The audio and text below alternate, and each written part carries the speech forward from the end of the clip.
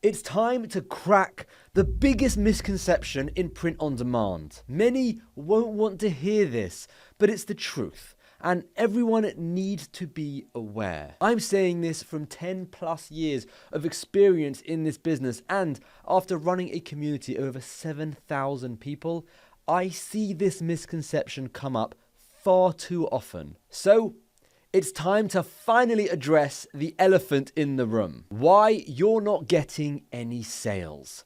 I know what most of you are thinking. Marketing the designs is so difficult. Facebook ads is impossible and it just burns money. And on Etsy or Amazon, getting eyeballs on your product is so difficult. And on top of that, I've been totally bombarded with requests to make a Facebook ad video, which, by the way, I've decided to finally do, and I have 3 coming out in the next 6 weeks. So hopefully that does help. But I'm going to let you into a little secret. Not being able to run Facebook ads properly is not the reason you're not getting sales. Shocker, I know. And I'm going to show you Facebook ad examples in this video to explain that point further. So definitely keep watching. The real reason most people don't get sales in print on demand is because their designs aren't good enough. There, I said it. Please don't hate me. I'm just trying to help. I've easily reviewed over 10,000 designs in the last year alone. And I'm not joking when I say 99% of them probably wouldn't get any sales. And it made me realize how important design feedback is, design training, and individualized design advice. How important those 3 things actually were. So, as well as show you the Facebook stuff in this video, I'm going to show you some vital design concepts. If you've ran a Facebook ad before and you've just burnt money, it's not the Facebook ad. It's usually the design. If you've uploaded a design to Etsy and ran ads, got some clicks, but no sales, it's usually the design. And if you put some designs on Merch by Amazon and got no sales, you guessed it, it's most likely the design. In fact, what really solidified my thinking around this topic was speaking to other successful sellers. Last week, I spent the week in Latvia with some incredible people. It was Printify's Amplified event. I don't know if you were able to catch any of it, but it was pretty cool. And there was a lot of downtime in between each speaking event, right? And during this downtime, I was able to speak to these other sellers for hours upon hours upon hours. No joke. People you may have actually heard of, like Cassie Johnson, Chris and Meg Heckman, Alec and Juna, and many others. And we were talking about the biggest struggle that sellers face. And we all agreed the one major problem was people's designs. This made me realize it wasn't just the 10,000 plus designs I had seen, but between all of us, we'd probably seen over 100,000 designs in the last year. And we are all saying the same thing. Clearly, that's not something to ignore. So if you love your designs or you think they are great, you need to remove all emotional attachment to those designs. It's just a design.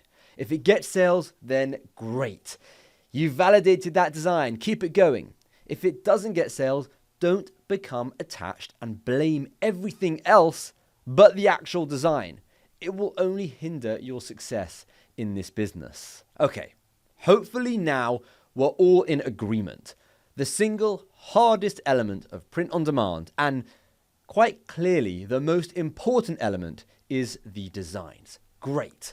I'm glad we're all in agreement. So, what's next? Well, I would say in order of importance, 1, being able to find and determine if a design is good.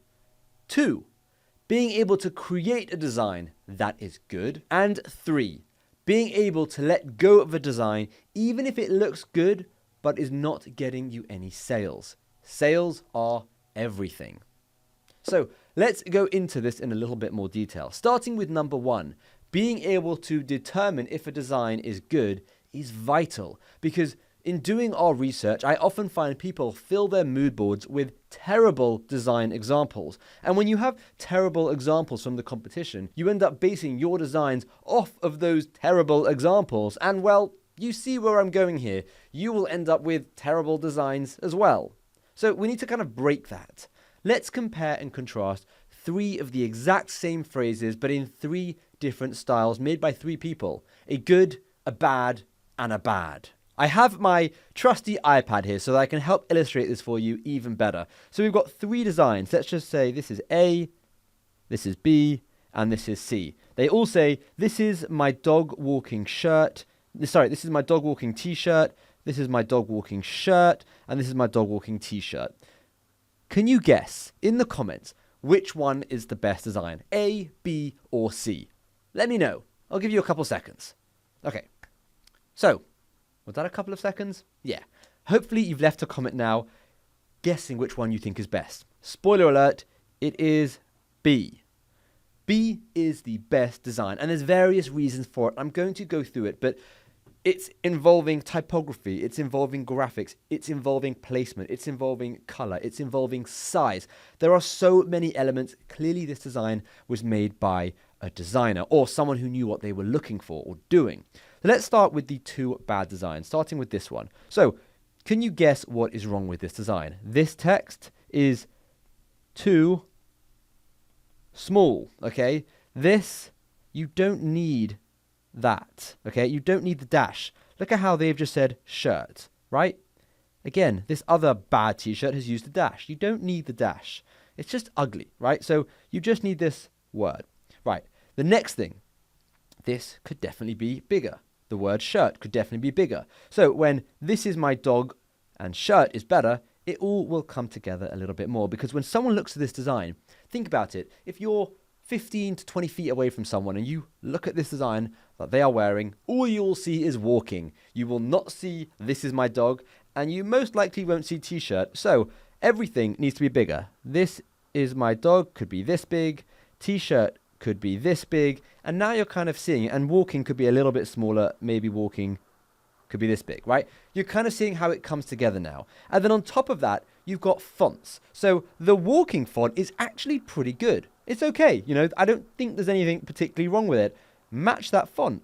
So if you don't want to go for the exact same thickness, then fine, but go a little bit thicker, because what you've done here is you've kind of got a font like this thick, and then a font that's like this thick, right? You see the huge difference. So this font is quite thick, right? Make this font like that thick. So it's not the exact same thickness, but it's a little bit thicker. And when you do that, you're just making the whole design a lot more coherent and a lot better, okay? Now, on top of that, there's also other elements you could do. For example, they've added a nice paw. So maybe you could add, well, how do I draw that again? Yeah, you could add like a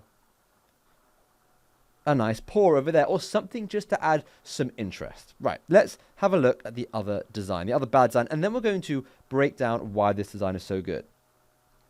One thing, by the way, that this design has actually gotten right is, let's just go back for a second, the spacing over here and over here actually looks pretty good. They've done their spacing okay, because you always want to make sure that your spacing is on point. Right, let's have a look at this one. So this one has got 2 fonts. This is one font.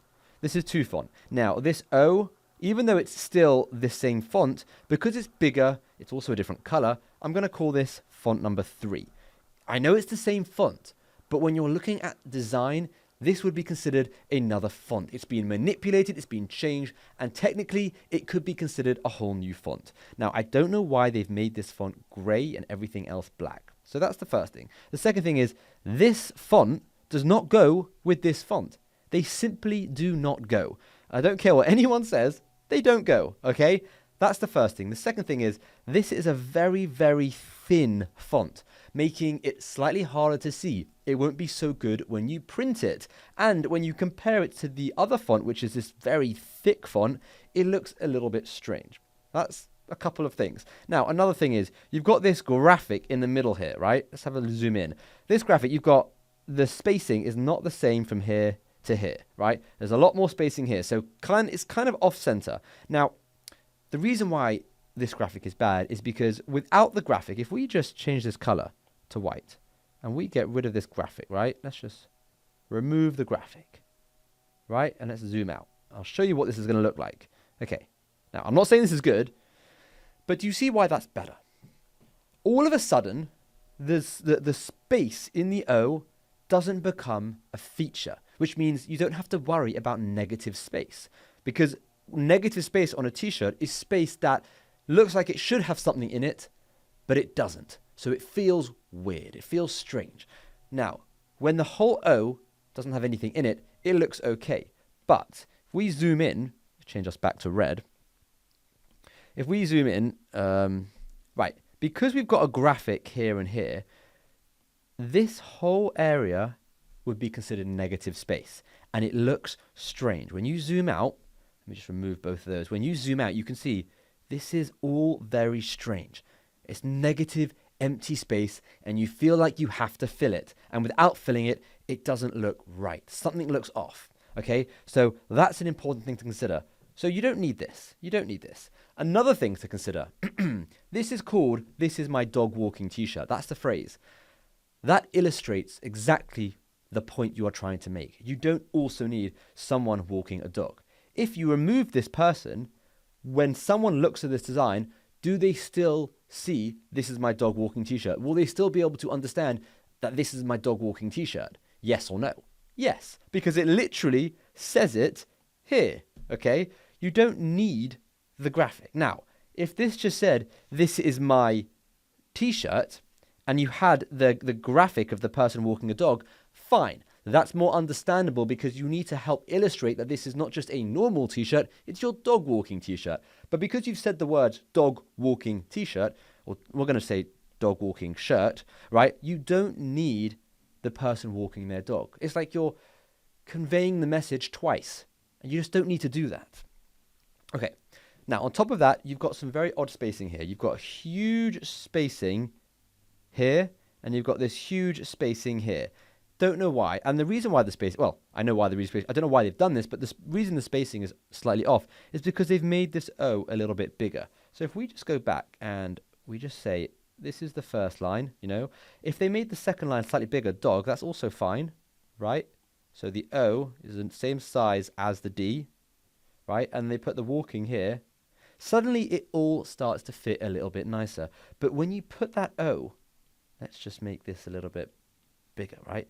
When you put that O here, and the D here, and the G here, you don't really know what to do. You've got to like make the box around this, but then you've got all this extra space, which means this is all going to come into the negative space aspect, and it just starts to look a little bit strange again.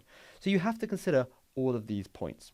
Now, let's have a look at the good one, right? Because I love making these kind of videos. And if this is helpful with the iPad, let me know in the comments. If you want to see more of these kind of breakdown videos, I'm doing a lot more of these critiques in my paid community. And on top of that, I'm not just critiquing random designs that I'm finding. I'm critiquing your designs. You can send in your designs.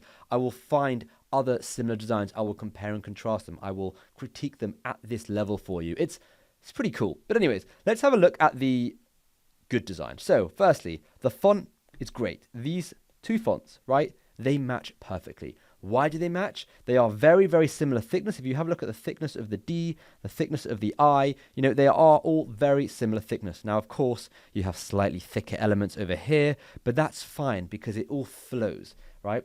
That's the first thing. The second thing is, if you have a look closer, you can see the grunge effect. You see this grunge effect here and here. Because there is grunge effect on both fonts, it makes it look like it's actually just one font, which is really pleasing to the eye. So that's really, really important to consider.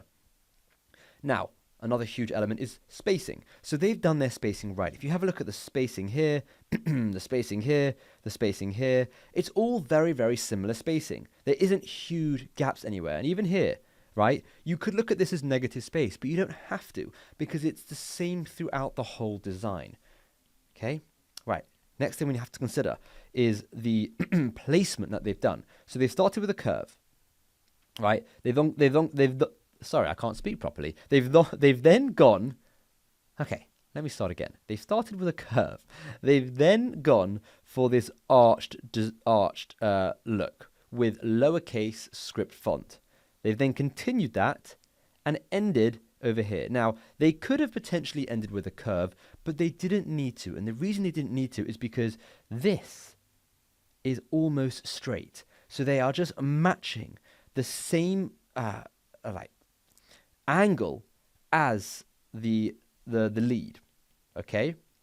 So the overall placement is really nice. You've got the classic rectangle that you want to see on a t-shirt, and you don't have any random empty spaces. Now, on top of that, they have said, this is my dog walking t-shirt. There is no person walking a dog, right?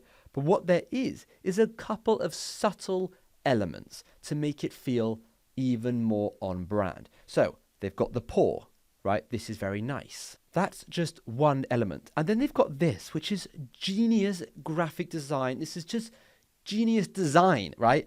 The G, they've definitely made this, of course, but the G turns into the dog lead, right? Again, a very, very subtle thing. There's no dogs, there's no people, there's no giant graphics of like a woman walking her dog, right? It's just not needed.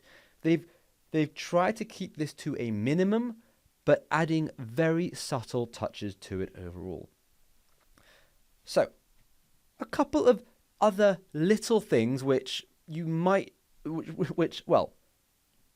skip past your eye. Little things like the curvature of the G comes nicely around the paw. The curvature of the W is nice opposite of the D, right? The curvature over here matches curvature over here. Likewise, curvature over here matches curvature over here. You've then got, there's just so many amazing elements here. This is a fantastic design. I don't even have a dog. I would buy this. It's that good. So this is the kind of things you want to consider. And I know this is a lot to consider, and it sounds complicated, it sounds difficult, but design is not meant to be easy. Stop watching people telling you designs are easy. It's the single hardest element of print on demand, of building a brand, of getting people to buy your products. And that's completely okay for it to be hard, because I like that it's hard. Because the fact that it's hard means less people are going to be able to succeed with it unless they know what they're doing, which is why I try to help people with their designs and help them learn how to create designs on this channel and in my communities. But if you are not following any sort of training, or you're not watching anything and you don't know how to design, it's very unlikely that these kind of points will cross your mind when you are looking at other designs and figuring out how to create your own design. So now that we've kind of broken this whole thing down, I could probably speak for about an hour breaking this down in even more detail, and I do that in my paid community. So I don't want to make this YouTube video hours and hours long, but I hope that just showing you these three designs and pinpointing a couple of good points and bad points, that you can see what makes up a good design. Hopefully illustrating it like that on the iPad was helpful to you, and hopefully made you really be able to visualize what I'm talking about. The next important element is being able to actually create the design. So first we had to be able to see what a good design is. Now we need to create it. For this, you can use various tools. We use Affinity Designer 2 or 1, doesn't matter, and Figma. But you could use whatever you want, whether it's Photopea, it just doesn't matter. We have full tutorials on those tools in our community. I can create separate tutorials on designing, but as it's a specific video in of itself, I didn't want to make this video hours and hours and hours long. And once you're able to identify what is good and what is bad, actually creating the designs isn't very hard. I know I said it, it's not very hard. For that, it's more about learning how to use a particular program. Something that just takes time and practice. Actually identifying good versus bad designs is much, much harder. So if you've done that, awesome, well done. Let's move on. Now, number 3, being able to let go of a design if it's not performing. And just before we hit number 3, there's a 2.5 I want to talk about. So just before we get into the Facebook stuff, there is another way to validate your designs and really get an understanding of whether it could do well. Because I've realized how important designs are and how many people struggle with them, I've created an area of our community called Feedback Request. And this isn't something that you'll see anywhere else. And this is where I personally look at your request and make you a personalized, dedicated video directly addressing your concern, your design, your store, your ads. Honestly, it's pretty wild. Let me show you an example. Pedro posted a feedback request last week. In that time, he has been able to get 68 comments from the community, all of which are incredibly helpful. And he's got 2 personalized looms, which is like a personalized video. One from someone in the community called Aaron, who is a phenomenal designer, and another 13-minute and 25-second video from me, where I did a deep dive into his store, into his designs, breaking down everything for him. This kind of attention is not something you'll really find anywhere else, but it helps massively when building this business and getting that extra validation that you need. If you want that level of support in your business, I really encourage you to check out the Print on Demand Hub. It's not a course where you join and I forget about you. As you can see, I am active in the community every single day, and I'm on a mission to make sure you succeed with building your brand through Print on Demand. And this is as close as it can get to one-on-one coaching you would ever get in this industry. Personalized audit videos on all aspects of your business. It doesn't really get better than that. So that is one way to get extra validation for your design. The final way to get validation on your design is running some test ads. Now, right at the beginning, I said, don't blame the ads if you don't get sales. And I meant that. You'll see why. This is what an ad might look like. And this is another one. And here is another one. Can you see what the difference is between all these ads? It's like playing Spot the Difference if you think about it. If you haven't guessed it, the only difference here is the design. Wild, I know. Ads don't have to be overly complicated. We can have 20 ads running, all identical except for the designs. 18 could fail and 2 could succeed. That isn't telling us the ads are bad. That's telling us 18 of the designs didn't hit and 2 of them did. It can be really hard accepting this because we look at Facebook ads and it honestly just looks like a minefield of confusion. And in all fairness, Facebook should fire whoever does their UI and their UX because the navigation is atrocious. But at the end of the day, once you know how to create one ad, you know how to create 100 ads. Once you've learnt the steps and where everything is, it's really not that complicated. As you start to test more, you'll also be able to test things like the copy and the mock-ups. And if you really want to be different, you could test specific interest-based targeting. But at the beginning, you really don't need to worry. The biggest determining factor is going to be your design. Most of Print on Demand is following step by step of what is proven to work. The only element that is more subjective, where you need to learn fundamentals and you need to learn theory, is the design. Because obviously everyone's designs are going to be different. I can show you exactly how to create one of my designs, and that's only going to show you how to create my design. I think it's more important I show you how to create overall a good design, right? But you see what I'm saying? Designs are subjective and it's always hard and you have to test it. But things like setting up a store, creating ads, creating your email, all those kind of things is plug and play. You follow what has previously worked for other people and you plug it into your store, you click play, and you just see what happens with your designs. Hopefully this video has made you realize how important designs are. They are everything. I can't say it anymore. And after surveying 300 people in our paid community, we saw that design training was what people wanted more of. Now, that's not to say there's already a full design course. There's 2 design masterclasses. There's tutorials for Figma, for Kittle, for Canva, for Midjourney, and for Affinity Designer.